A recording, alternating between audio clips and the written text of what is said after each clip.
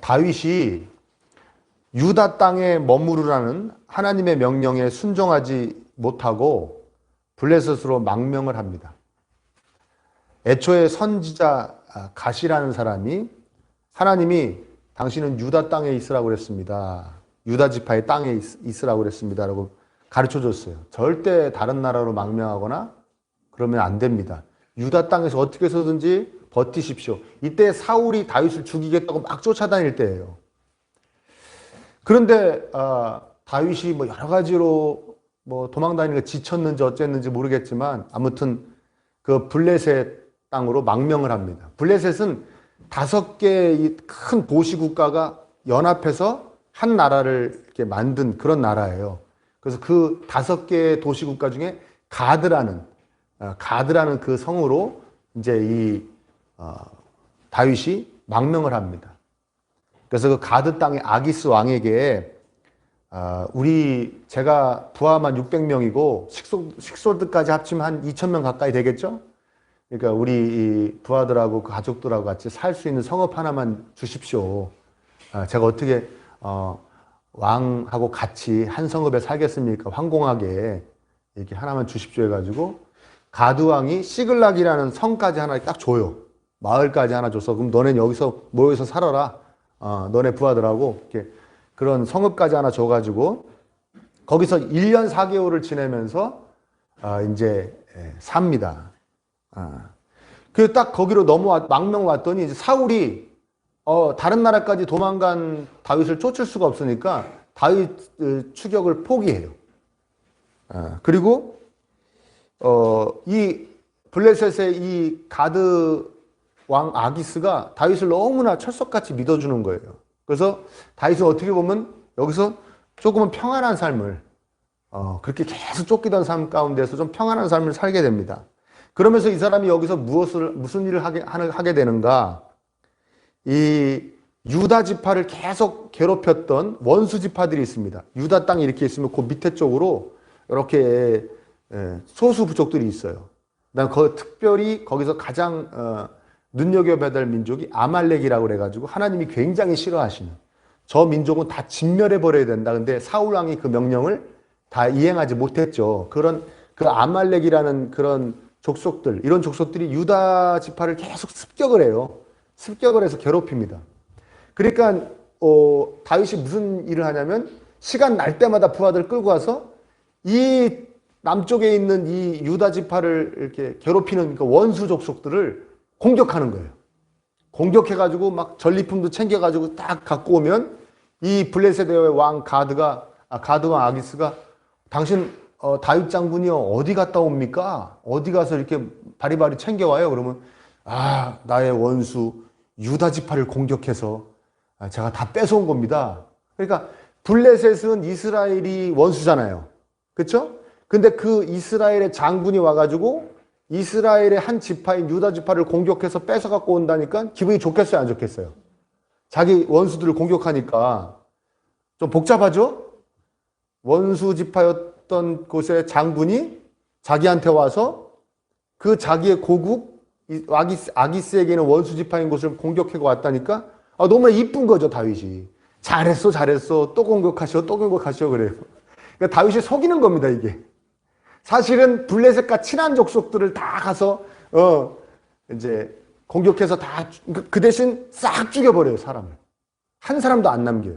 뭐 노예로 끌고 오지도 않아요. 왜? 잃을까 봐. 이거 다 우리 아말렉인이 이거 당신 블레셋과 친한 족속들 다 공격해서 이렇게 뺏어온 겁니다 하고 잃을까 봐 싹 사람 다 죽여버려요. 그리고 전리품만 딱 챙겨갖고 오는 거예요. 이거를 1년 4개월 동안 하는 거예요, 다윗은.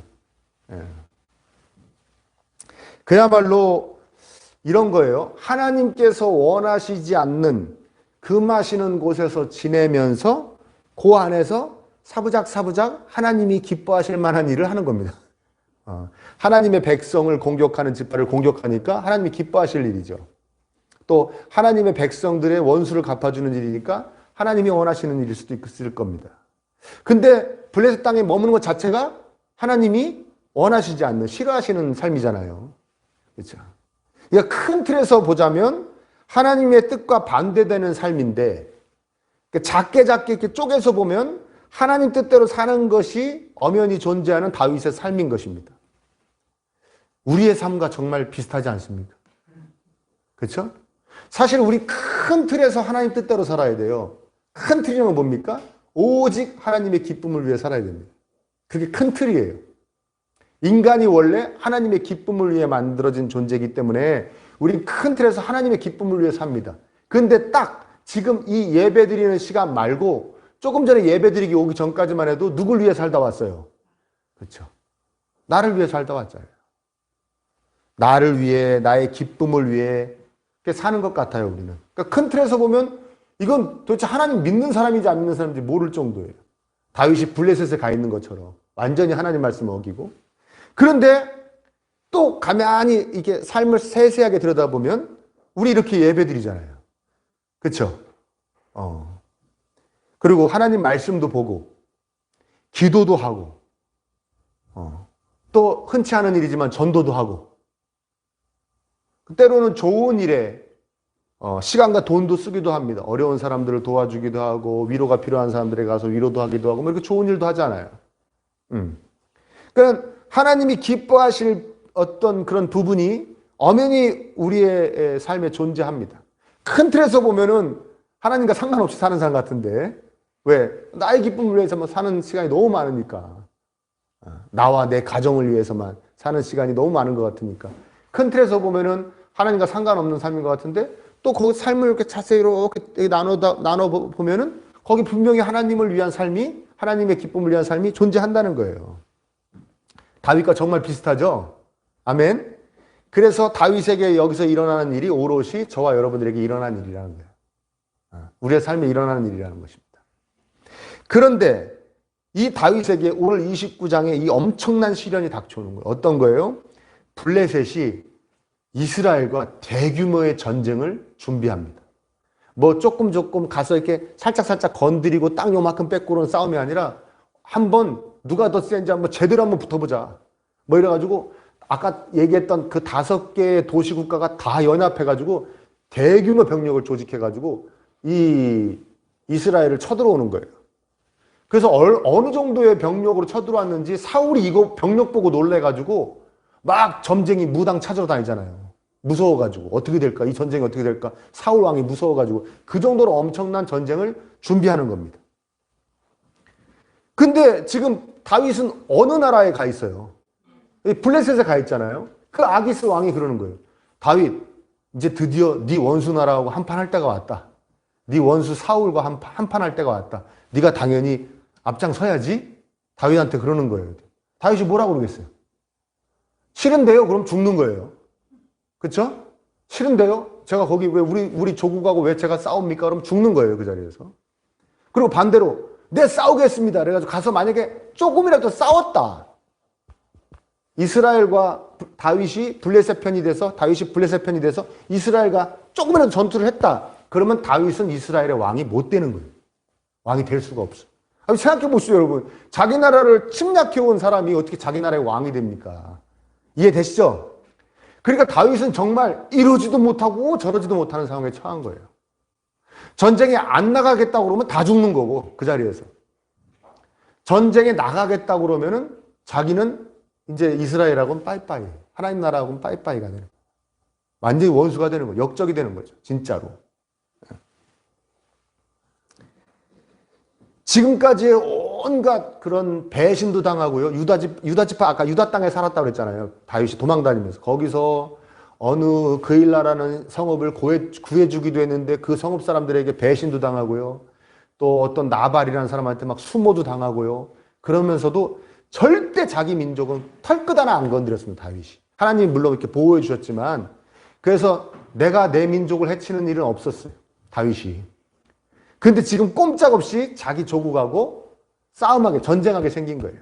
지금 다윗이.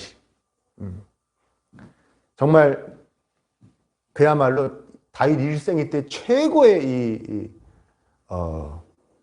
결정적인 순간이 온 겁니다. 일생일 때 위기의 순간이 온 거고. 여기서 어떻게 되냐에 따라서 다윗의 인생이 완전히 달라지는 그런 시점이 딱 닥친 거예요. 그래서 어떡합니까? 그냥 이거 어떻게 못하니까 질질질 끌려가지고 그 아기스 왕이 호위대장 자격으로 자기 부하들 600명 다 끌고 이 자기가 살고 있는 시글락이라는 곳에서 100km 떨어진 데까지 갔어요. 아벡이라는 곳까지 100km는 간 거예요. 다윗이 이때 아마 이렇게 생각했을 겁니다. 아, 그렇구나. 하나님 뜻을 저버리고 유다 땅에 머물라는 하나님 뜻을 저버리고 내가 1년 4개월 동안 잘 먹고 잘 살았구나. 역시 하나님 뜻대로 안 하면 이렇게 되는 거구나. 다윗이 아마 이런 생각했을 거예요. 이제 큰일 났고 나는 끝났구나. 나 망했다 이제. 이거 어떻게 하면 좋냐? 이랬을 겁니다. 그런데 이 재앙이 다윗에게 막 찾아오는데 그 뜻밖의 일이 일어납니다. 그 5개 도시국가가 연합해서 블레셋을 이룬다고 그랬지 않습니까? 다른 4개의 국가가 들고 일어난 거예요. 다윗하고는 같이 전쟁 못하겠다. 다윗하고는. 다윗이 저 이스라엘 사람 아니냐 이거예요. 그러니까 아기스 왕이 아닙니다. 다윗은 이미 망명했고 나하고 벌써 여기서 2해나 같이 지내면서 나한테 충성하는 나의 장군입니다. 이것 보시오. 지금 저쪽에서 망명했는데 다시 그 나라로 사울왕하고 화해하고 돌아갈 수 있는 방법은 우리 편인 척하면서 우리 죽이고 가는 수밖에 더 있겠습니까?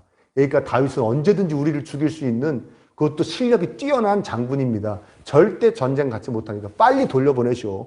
100km 떨어진 데로 돌려보내시오. 그래야 우리가 안심하고 전쟁에 나가겠어. 이러고 막 덤벼드는 거예요. 아기스 왕에게. 그 아기스 왕이 여기서 어떻게 할 수가 없는 거예요. 그래서 다윗을 불러서 아기스 왕에 얘기합니다. 아, 다윗 정말 미안해. 나는 당신이 하나님이 보낸 천사라고 생각하는데 이것들은 나하고 생각이 다르네. 이들이 당신하고는 같이 전쟁을 도저히 못하겠다고 하니 다 어떡하겠어. 전쟁을 해야겠고 당신이 돌아가야지. 제발 돌아가. 미안해. 이번 일은 정말 미안하게 됐어. 그러니까 다윗이 정말 했겠죠. 그렇지 않습니까? 살았다 하면서도 다윗이 큰 소리 뻥뻥 치는 거예요. 내가 말이야. 내가 말이야 당신 땅에 와가지고 얼마나 충성을 했는데 말이야. 나를 의심하고 말이야. 이게 뭐 하는 짓이냐고 나한테. 이거 100km까지 온 건 뭐냐고. 막 그럴 거예요. 아마 제가 생각하기에는 아기스 왕이 거마비까지 단단히 두둑히 챙겨가지고 요 100km 오느라고 고생한 돈까지 다 챙겨가지고 갈 식량까지 챙겨가지고 아주 두둑히 챙겨서 돌려보냈을 거예요. 난 다시는 말이야 전쟁하자 말자 이런 소리 하지 말라고 말이야 막 이러면서 큰 소리 뻥뻥 치며 오면서 어떻게 했다고요? 살았다 그러고 왔어. 살았다. 다윗은 어쩌면 이렇게 잘 됩니까? 그죠? 잘 되는 놈은 뭐 넘어져도 산산밭에 넘어진다고 어떻게 이렇게 잘 됩니까? 근데 이와 같은 시기에 사울은 뭐 하고 있는 줄 아십니까? 사울 왕? 자신이 다 우리나라에 무당 하여튼 있으면 큰일 나는 거야. 무당 다 죽여버려. 그랬어요. 다 쫓아내버리고 죽여버려라. 그러더니 자기가 이 전쟁이 나니까 자기가 변장하고 무당을 찾아가요. 왜? 창피하니까 자기도. 자기가 다 죽여버리라고 한 무당한테 자기가 찾아가는 게 얼마나 창피하니까. 변장하고 가가지고 자신의 앞날이 어떻게 될까 묻습니다. 그러다가 묻다가 충격받아서 기절해요. 그 대답을 듣고. 여기서 여러분 오늘 자세하게 말씀 못 드리겠는데 뭐 사무엘이 올라갔다는데 이건 악한 영의 장난입니다. 속임수인지 사무엘이 아닙니다. 나중에 자세하게 설명할게요. 아무튼 그 악한 영에게 막 그 얘기를 듣고 막 충격받아 기절합니다. 사울은 이 시기에 한 나라의 왕인데 무당한테 가서 사형 선고받고 그다음에 기절해가지고 무당한테 불쌍히 여김받고 무당이 섬기는 그 잡신에게 바친 제물로 밥 얻어먹습니다. 이 당시. 다윗은 역적이라고 낙인이 찍히고 도망자 신세고 망명자 신세지만 망명 온 나라의 왕한테 큰 소리 뻥뻥 치고 그렇죠? 그리고 자국을 침략해야 하는 상황 속에서 구원받습니다. 기가 막힌 일이죠. 사울하고 다윗을 이렇게 비교해보면 기가 막힌 일입니다. 정말 세상 말로 되는 놈은 되는 거예요. 누가 그러더군요. 실력 있는 놈이 재수 좋은 놈을 못 이긴다고. 열심히 하는 놈은 더 못 이기고 재수 좋은 놈 못 이긴다. 정말 재수가 좋은 거예요. 다윗은 어쩌면 이렇게 잘 되는 겁니까? 일단은 여러분에게도 이런 역사가 있기를 축복합니다. 되는 놈이 되시길 바랍니다. 어떻게 하나님께서 다윗에게 이런 역사를 이루어 주실까요? 여기서 우리가 하나님의 은혜라는 것을 생각해 봐야 합니다. 은혜. 은혜는 뭐냐? 은혜는 하나님이 그냥 주신 것이란 뜻입니다. 그냥 턱 주신 거예요. 턱 주신 거. 다윗에게 왜 이 은혜를 주셨는가? 불순종의 길을 가면서도 아까 얘기했지만 유다 땅에 있지 않고 블레셋 땅으로 간 그 불순종의 길을 가면서도 그 안에서 사부작 하나님을 위해서 최선을 다하려고 해서 그랬는가? 물론 중요합니다, 여러분. 아멘. 큰 틀에서 하나님을 위해 살지 못해도 삶 가운데 중간중간 하나님을 위한 어떤 움직임, 몸부림 중요합니다. 아멘. 그것마저 놓지 마세요. 큰 틀에 하나님 뜻이 아니라고 해서 그것마저 놓치면 안 됩니다. 그건 꼭 붙잡으세요. 예배, 말씀, 기도는 꼭 붙잡으십시오. 그래, 그거 열심히 해서 그런가? 글쎄요. 아니면 원래 그 전에 하나님을 잘 섬겼던 시절에 대한 보상일까? 아니면 가끔 다윗이 믿음 없는 모습을 보일 때도 있었지만 그래도 마음만은 하나님을 향한 마음만은 순수해서 그럴까요? 어떤가요? 왜 하나님이 이런 은혜를 주실까요? 야, 저놈 정말 되는 놈은 되는구나. 정말 억세게 운 좋다라는 말을 들을 수 있도록 하나님이 왜 이렇게 보살펴 주실까요? 여러분, 정답은 이겁니다. 어떠한 이유도 없고 그냥 하나님의 은혜입니다. 아멘? 그냥 하나님의 은혜예요.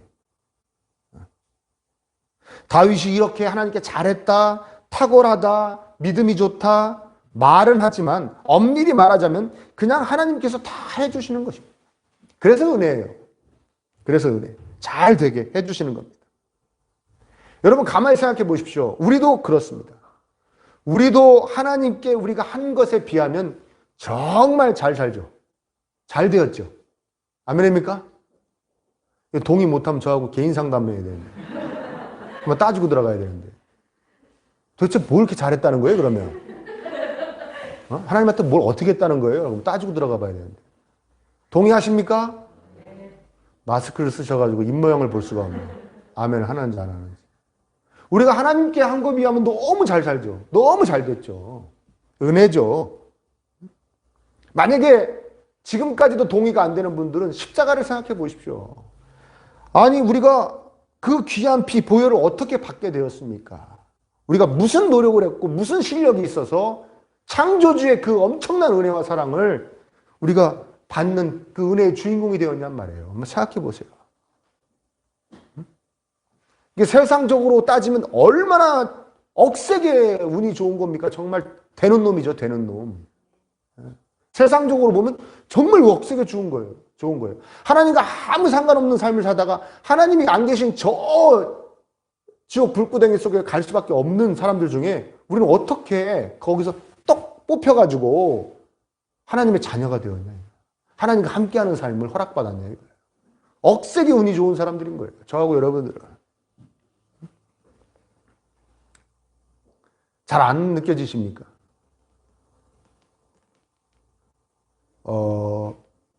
전에 제가 하나님과 멀리 떠나 있을 때, 하나님으로부터 멀리 떠나 있을 때, 제가 여러분 이렇게 저를 이렇게 얼핏 보면은 정말 진짜 주름 하나 없이 산 사람 같죠? 고생 하나 하지 않고 바르게 맑게, 맑게는 아니고 그래도 좀 이렇게 구김 없이 산 사람 같지 않습니까? 또 마스크를 쓰셔서. 그래서 저도 정말 정신적으로나 환경적으로 다 거의 뭐 정말 다 내려놨을 때가 있었어요. 망가졌을 때. 그래서 어디 처박힌다고 그러죠. 왜? 그렇게 되면 어디 처박히잖아요, 이렇게. 처박혀서 가만히 혼자 있으면 가끔 이런 음성이 들려와요. 제 귀에. 너는 이렇게 살 사람이 아니다. 그래요. 넌 이렇게 살 사람이 아니야. 그래요. 그러면 저는 그 소리가 저한테서 제 안에서 나온, 제 생각에서 나온 소리라고 생각해가지고 전 이렇게 대답했습니다. 은호야, 네가 아직도 정신 못 차렸구나. 뭘 이렇게 살 사람이 아니야. 넌 끝났어. 그냥 넌 이렇게 살 사람이야. 그랬어요, 진짜. 그게 여러 번 있었어요. 근데 하나님 만나고 하나님 백성 되고 그때 넌 이렇게 살 사람이 아니야 했던 사람이 했던 존재가 누구인지 그때 알게 됐어요. 하나님이 그러신 거예요. 하나님. 그래서 저는 하나님이 저를 위해서 이 피 흘려 주셨던 이 은혜가 너무 귀해요.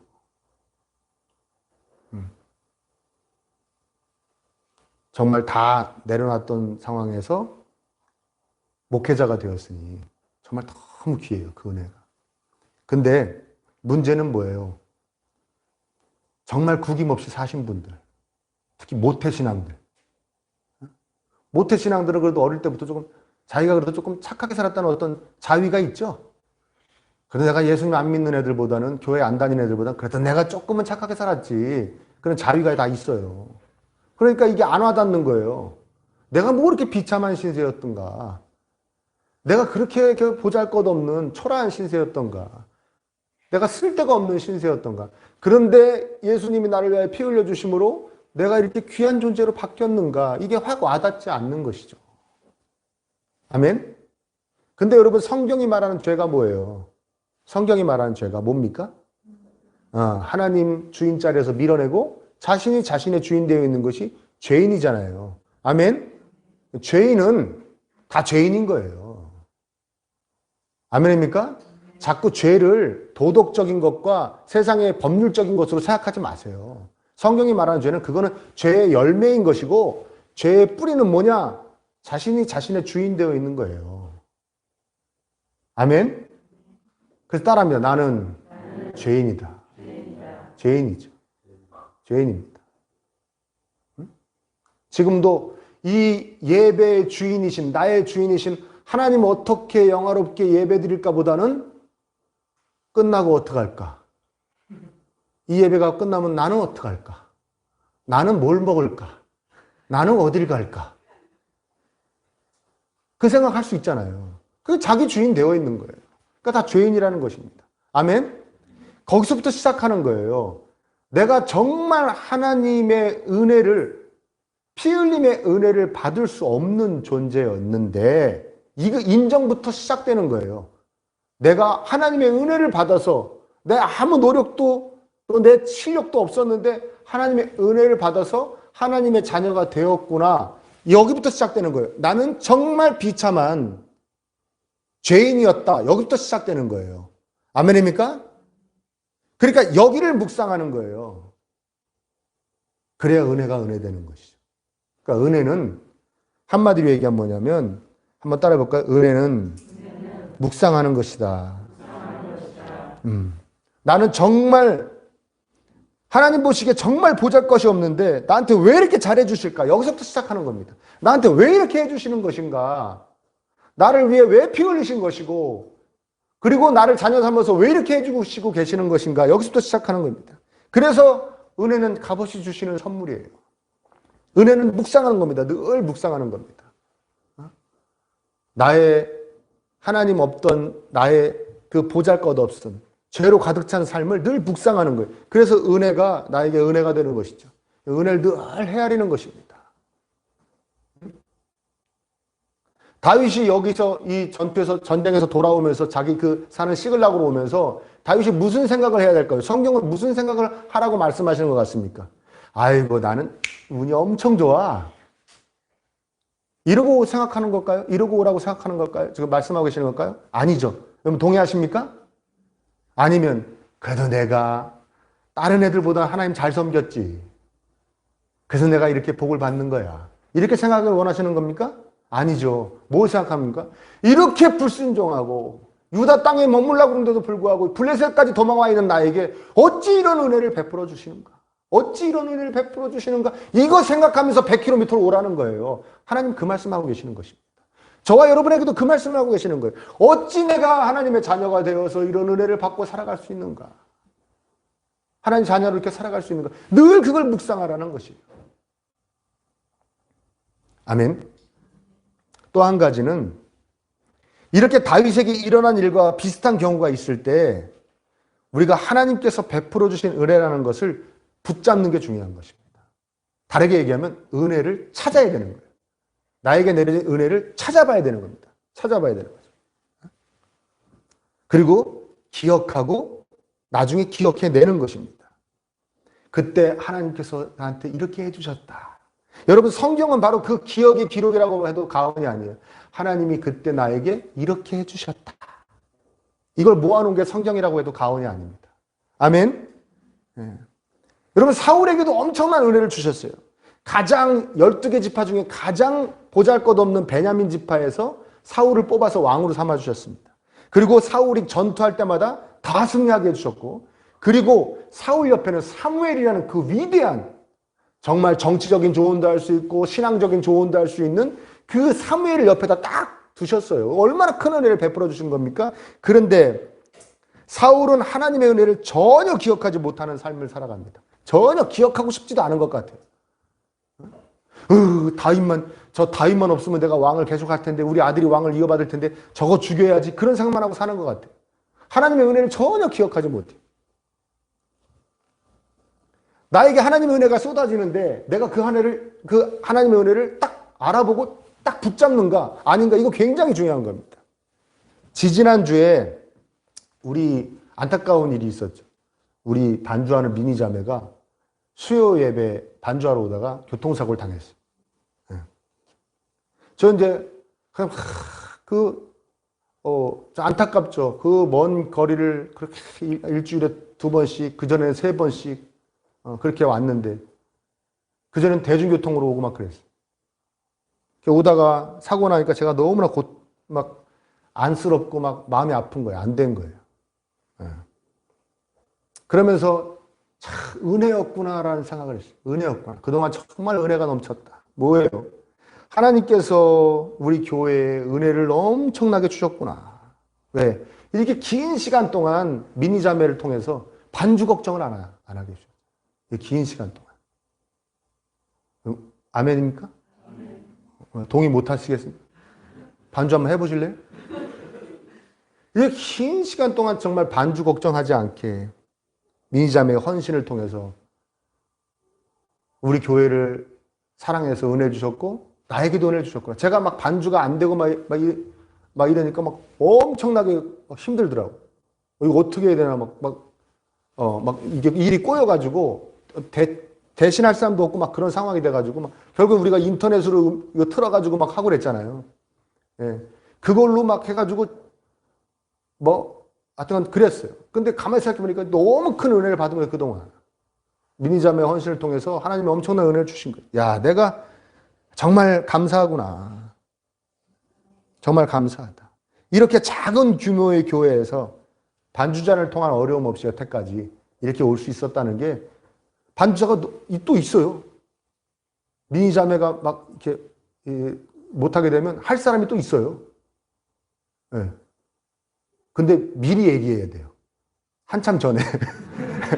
단 조건은 한참 전에 얘기해야 돼. 그러면 또 반주자가 있어요. 그러니까, 아니, 근데 우리 이렇게 규모가 작은 교회에서 이게 얼마나 큰 은혜예요. 이걸 깨달았어요. 아멘? 여러분 동의하시죠? 정말 귀한 은혜인 거예요. 정말 감사하다. 이런 생각을 하게 됐어요. 그리고 더 깊은 것도 깨달았어요. 뭘 깨달았냐? 이걸 깨달았어요. 야, 내가 오고 싶다고 마음대로 오는 교회가 아니구나.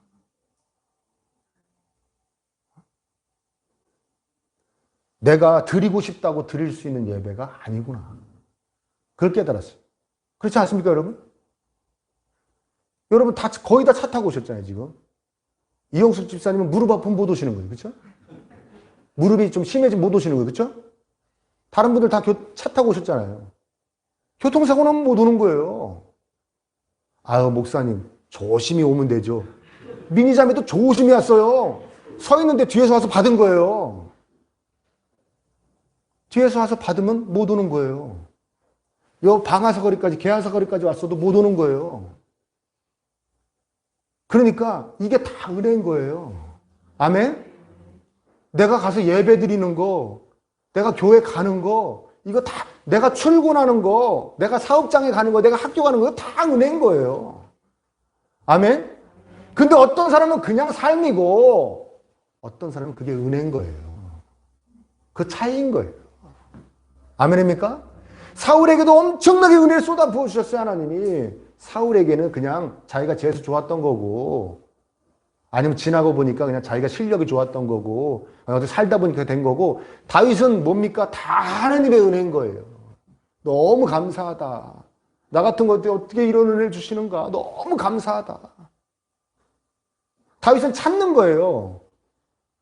하나님 말씀하시는 거, 너희도 다윗같이 찾아. 너희들에게 쏟아 부어주는 나의 은혜를 찾아. 붙잡아. 그리고 기억해. 나중에 기억해내. 아, 그때 하나님 그렇게 해주셨어. 맞아. 참 지금 생각해도 감사하다. 그러고 살아. 그게 은혜를 누리는 거야. 은혜가 쏟아져도 은혜인 줄 깨달아야 은혜고, 붙잡아야 은혜고, 기억해야 은혜고, 기억해내야 은혜인 거예요. 그게 은혜를 누리며 사는 삶이에요. 그래서 우리는 은혜를 누리는 삶을 위해 집중해야 됩니다. 거기 좀 많이 좀 포커스를 맞추고 사셔야 돼요. 우리는 어디에 좀 많이 맞추고 사냐면 내가 잘 해야지. 내가 잘 해야지. 그렇죠? 내가 잘 해내야지. 그래서 잘 돼야지. 어? 마찬가지잖아요. 우리 애들도 네가 좀 잘해라. 잘 해내서 잘 돼. 너 잘 되라는 거지 뭐 나 잘 되자 그러니? 뭐 그런 거 아니에요 다. 그래요 안 그래요? 그렇죠? 그런데 여기에 너무 집중하고 살면 은혜를 못 누립니다. 은혜를 못 누리고 살죠. 그렇죠? 왜냐하면 잘 해내고 잘 되는 건 내 성이 안 차거든요. 내 생각이 완벽하게 차질 않아요. 그 행복하지가 않죠. 우리 주중에 자존감에 대해서 생각해 볼 기회가 있었어요. 자존감. 자존감이 뭡니까? 뭐 쉽게 얘기하면 자기가 자신에 대한 생각이에요. 자존심하고는 좀 다르죠. 자존심은 상대하고 비교가 있어야 됩니다. 다른 사람과 비교하는 어떤 자신에 대한 그런 마음인데, 그 자존감하고 자신감은 반비례하는 거예요. 자존감이 높은 사람들은 자존심을 안 세워요. 근데 자존감이 낮은 사람들이 자존심만 세요. 이해되십니까? 내가 너보다는 이게 자존심이에요. 나 그냥 그대로 좋다. 아이고 귀하다. 이게 자존감이에요. 아멘? 자존감에 대해서 생각해 볼 수 있는 기회가 있었어요. 우리는 결단해야 돼요. 뭐냐면 내가 세상적인 나의 상황, 환경, 뭐 주변에 대한 나의 평가, 아니면 내 자신이 나에 대한 평가로 내 자존감을 세워가며 살 것인가?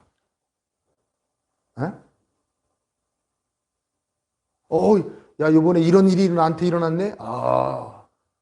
야, 이렇게 됐어. 이게 나한테 들어왔어. 우리 애가 이렇게 됐어. 이거로 자존감을 세우며 살 것인가? 아니면 하나님으로 인해서 내 자존감을 세우며 살 것인가? 이걸 결단해야 됩니다. 이건 결단하는 거예요. 아멘? 그렇죠? 여러분, 자존감은 나를 제대로 보는 거예요. 자존감이라고 할 수 있을 거예요. 여러분, 내 자신을 제대로 평가하는 겁니다. 다른 사람이 평가하는 거 말고, 내 자신이 평가하는 것도 말고, 내가 처한 환경으로나 이런 위치로나 이런 거 평가하는 거 말고, 내 자신을 제대로 평가하는 거. 그러면 나를 만드신 분이 제일 잘 알죠. 아멘입니까? 나를 만들어서 여기다 이렇게 세워놓으신, 나를 있게 하신, 존재케 하신 분이 나를 제일 잘 알죠. 그분이 평가가 나의 평가죠. 아멘입니까? 이건 진리죠. 성경이 말하는 진리입니다. 너에 대한 평가는 네 자신이 내리는 것도 아니고 주변 사람들이 내리는 게 아니고 하나님이 내리시는 거야. 근데 하나님이 너를 평가하셔. 너는 뭐다? 당신의 독생자를 내어주시기까지 귀한 존재다. 그게 저와 여러분의 자존감이에요. 아멘? 그걸 결단하는 거예요. 내가 세상 사람들하고 똑같이 내 자존감을 형성하며 살 것인가? 아니면 하나님으로부터 하나님의 시선으로 내 자존감을 세우며 살 것인가? 이게 진짜니까 이거 붙잡아야지. 이걸 그리스도인이라는 거예요. 그래야 여러분 행복하게 살 수 있습니다. 아멘? 은혜에 집중할 때 나는 정말 사실은 보잘것없는 문제인데 하나님으로 인해서 내가 이렇게 귀한 존재가 됐네. 이 은혜를 늘 집중할 때, 묵상할 때 자존감이 확 올라가는 거예요. 그래 행복하게 살 수 있어요. 그 뭐 어떤 세상적으로 뭐 어떻게 돼도 나에 대한 어떤 평가가 있든 내가 흔들리지 않습니다. 일희일비하지 않아요. 묵묵하게 꿋꿋하게 나의 페이스 유지하면서 쫙 살아가는 거예요. 하나님 영광과 기쁨을 위해서. 얼마나 아름답습니까? 멋있습니까? 누가 조금 뭐라고 그러면 누가 조금 나한테 이렇게 하는 거 보면 푹 풀이 죽어가지고 이게 하려고 했는데 안 되면 또 푹 풀이 죽어가지고 반대로 또 조금 되는 것 같으면 진짜 하늘 높은 줄 모르고 교만해져가지고 교만해져가지고 거만 떨다 사람 잃어버리고 풀이 죽으니까 사람들 만나기 싫으니까 거리도 가지고 사람 잃어버리고 나중에 어떻게 됩니까? 외로워지죠. 외로워져요.